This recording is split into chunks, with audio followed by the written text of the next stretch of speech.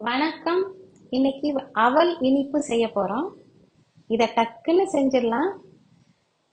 அடுப்புல சமைக்காம ஒரு 10 நிமிஷத்துல வீட்ல இருக்கிற பொருளையே வச்சு இந்த இனிப்பு செஞ்சிடலாம்.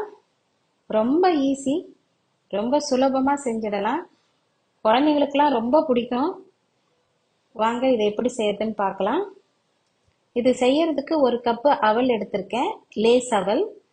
இதை ஒரு பாத்திரத்துல சேர்த்துக்கிறேன். இதை கழுவி எடுத்துக்கணும். இதை கொஞ்சம் தண்ணி ஊற்றி நல்லா கழுவிக்கலாம்.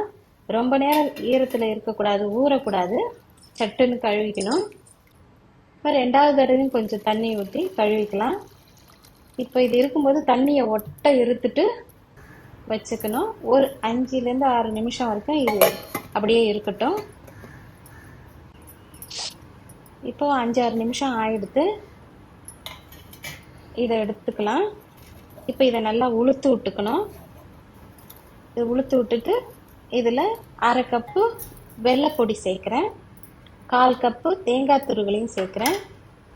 1/4 டீஸ்பூன் ஏலக்காய் பொடி சேர்க்குறேன். இது எல்லாத்தையும் நல்லா கலந்துக்கணும்.